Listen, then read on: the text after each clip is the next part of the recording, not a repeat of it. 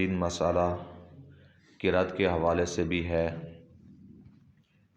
کیونکہ ہماری زبان عجمی ہے، غیر عربی ہیں ہم، اس لیے اس میں ہماری قرأت کے اندر قرآن مجید فرقان حمید کو پڑھنے کے اندر کافی غلطیاں ہوتی ہیں۔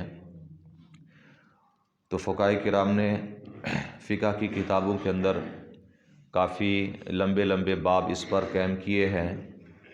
ان کا خلاصہ تمام گفتگو کا یہ ہے کہ قرأت کے اندر اگر کوئی ایسی غلطی کرتا ہے کہ جس سے معنی بگڑ جاتا ہے، معنی قرآن مجید فرقان حمید کی آیت کا خراب ہو جاتا ہے، تو اس سے نماز فاسد ہو جائے گی، نماز اس سے ٹوٹ جائے گی۔ ہاں، اگر غلطی تو کی ہے لیکن ایسی غلطی ہوئی کہ اس سے معنی تبدیل نہیں ہوتا، تو اس کی نماز نہیں ٹوٹے گی۔ اگرچہ غلطی ہو گئی یا کوئی لفظ تبدیل کر دیا، قرآن مجید فرقان حمید کے اندر جو لفظ تھا ہی نہیں وہ پڑھ لیا، یا لفظ کوئی چھوڑ دیا کسی آیت کے اندر، تو اب دیکھا یہ جائے گا کہ اگر اس کے معنی میں خرابی آتی ہے تو پھر نماز ٹوٹ جائے گی۔ اگر معنی میں خرابی نہیں آتی، یعنی بگاڑ پیدا نہیں ہوتا معنی کے اندر، یعنی معنی تبدیل تو ہو جائے گا، وہ ایک علیحدہ بات ہے، لیکن مثبت سے منفی نہ ہو جائے، منفی سے مثبت نہ ہو جائے۔ اگر ایسا ہو گیا تو پھر نماز ٹوٹ جائے گی، اگر ایسا نہیں ہوتا تو نماز پھر نہیں ٹوٹے گی۔ جیسا کہ فقہاء کرام نے تو کافی مثالیں دی ہیں قرآن مجید فرقان حمید کی آیات کی، کہ بہت سارے ایسے مقامات ہیں کہ جہاں پر زبر کی جگہ زیر پڑھ لی جائے یا پیش پڑھ لیا جائے، پیش کی جگہ زبر پڑھ لی جائے تو معنی کافی تبدیل ہو جاتا ہے۔ جیسا کہ ایک آیہ کریمہ ہے کہ انما یخشی اللہ من عبادہ العلماء، کہ بے شک اللہ تعالیٰ کے بندوں میں سے اللہ سے ڈرنے والے صرف علماء ہیں۔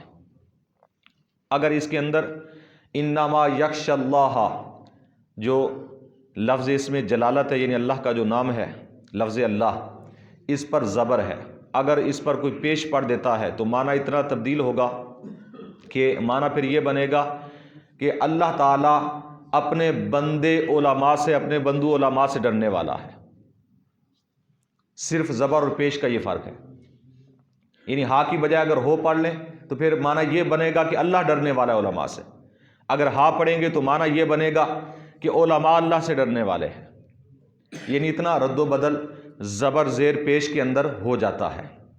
اور اسی کے ساتھ ایسے ہی اگر ہم کسی لفظ کو زیادہ کھینچیں گے یا نہیں کھینچیں گے، جہاں کھینچنا ہے وہاں نہ کھینچے اور جہاں نہیں کھینچنا وہاں کھینچ لے، تو اس کے اندر بھی معنی کافی تبدیل ہو جاتا ہے۔ جیسا کہ بچوں کو اکثر ہم پڑھا رہے ہوتے ہیں کہ بچے ایسی غلطیاں بہت زیادہ کرتے ہیں کیونکہ وہ سیکھ رہے ہوتے ہیں۔ دعائے قنوت سناتے ہوئے اکثر بچے بھی، شاید بڑے بھی اسی طرح ہی کرتے ہوں گے کہ وہ جو لفظ آتے ہیں کہ وَنَشْكُرُكَ وَلَا نَكْفُرُكَ، یہاں پر لا نافیہ ہے کہ اے باری تعالیٰ ہم تیرا شکر کرتے ہیں، وَلَا نَكْفُرُكَ، اور تیرا کفر نہیں کرتے، یعنی تجھ پر ایمان لاتے ہیں، وَلَا نَكْفُرُكَ، تیرا کفر نہیں کرتے۔ اگر اس لام کو کھینچا نہیں تو یہ لام تاکید کا بن جائے گا، یعنی لا نکفرکا کی جگہ کہا لا نکفرکا۔ لا اور لا میں فرق ہے، یعنی تھوڑا سا کھینچیں گے تو الف پیدا ہوگا، اگر کھینچیں گے نہیں تو الف پیدا نہیں ہوگا، صرف لام ہوگا، جس کے معنی کے اندر کافی تبدیلی آئے گی کہ لا نکفرکا کا معنی ہے کہ ہم تیرا کفر نہیں کرتے، یعنی تیرا انکار نہیں کرتے، ہم تجھے مانتے ہیں۔ اگر ہم کہیں گے لا نکفرکا تو پھر معنی بنے گا کہ ہم ضرور تیرا کفر کرتے ہیں، صرف کفر نہیں بلکہ تاکید کا یہ بن جائے گا، ضرور بھی ضرور ہم تیرا کفر کرتے ہیں، تیری ناشکری کرتے ہیں، تو معنی کتنا تبدیل ہو گیا، بگڑ گیا۔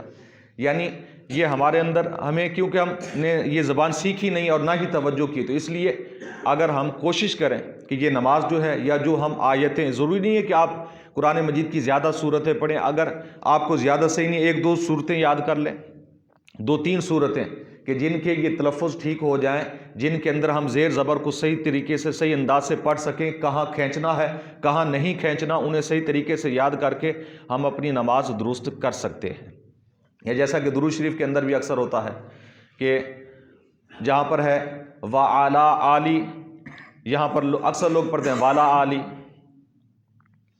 تو یہاں پر اگر والا آلی کہیں گے تو پھر بھی معنی غلط ہے کہ اعلیٰ کا معنی ہوتا ہے پر، کہ آپ کی آل پر بھی، آپ پر بھی، آپ کی آل پر بھی درود. تو جب یہاں پر اعلیٰ کو ہم لا کے ساتھ تبدیل کر دیں گے تو معنی نفی کا ہو جائے گا. آپ کی آل پر درود نہ ہو، آپ پر درود نہ ہو، تو معنی بہت سارا بگڑ جاتا ہے. تو اس لیے ان چیزوں کا خیال رکھیں کہ ایسی اگر غلطی کی کہ جس سے معنی بگڑ جاتا ہے، معنی تبدیل ہو جاتا ہے، تو نماز ٹوٹ جاتی ہے. نماز ایسی غلطی سے پھر نہیں ہوتی. تو اس میں کوشش کریں کہ کوئی زیادہ اس میں مسئلہ نہیں ہے، تھوڑی سی اگر ہم توجہ کریں نا، اگر ہم یہ سیکھنا چاہتے ہیں کچھ، یہ جو قاعدہ ہم بچوں کو پڑھاتے ہیں نا، یہ قاعدہ اگر ہم 1 ماہ شاید لگے گا، اگر سمجھدار بندہ پڑھنا چاہے تو 1 مہینے کے اندر اسے ازبر کر سکتا ہے، اور مین جو چیزیں ہیں وہ سمجھ آ سکتی ہیں. وقف کی غلطیاں بھی ہمارے ہاں بہت ساری ہوتی ہیں، کہاں رکنا ہے کہاں نہیں رکنا، اس کے اندر بھی کافی سارا معنی کے اندر بگاڑ ہو جاتا ہے. مثبت سے منفی، منفی سے مثبت ہو جاتا ہے اگر وقف غلط کیا ہے. ہمارے مفتی منیب الرحمان صاحب اکثر یہ مثال دیتے تھے کہ وقف کے متعلق کہ اردو کے اندر بھی ایسا ہے، کسی بھی زبان کے اندر اگر غلط وقف کیا جائے تو معنی تبدیل ہے. جیسے لفظ ہے کہ روکو مت جانے دو، یہ ایک جملہ ہے. روکو کے بعد وقف کر لیا، خاموش ہو گئے، روکو مت جانے دو، اس کا معنی کیا ہے؟ اسے روکنا ہے، جانے نہیں دینا. اگر مت پر وقف کریں گے، روکو مت جانے دو، معنی تبدیل ہے. روکو مت جانے دو یعنی اس کا مقصد یہ اسے روکنا نہیں ہے، جانے دو اسے.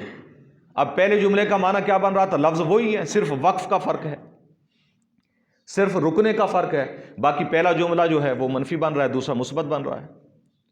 اس لیے ایسی غلطیاں اگر ہم کریں گے تو اس سے نماز ٹوٹ جاتی ہے. تو یہ غلطیاں ہمیں سدھارنی ہیں تاکہ ہماری نماز درست ہو سکے. اللہ تعالیٰ کی بارگاہ میں دعا ہے کہ نبی کریم صلی اللہ علیہ وسلم کے وسیلہ سے ہم سب کو دین کی صحیح سمجھ عطا فرمائے، پیارے آقا علیہ الصلوۃ والسلام کے نقش قدم پر چلنے کی توفیق عطا فرمائے. آمین بجاہ النبی الامین وما علیہ الا البلاغ.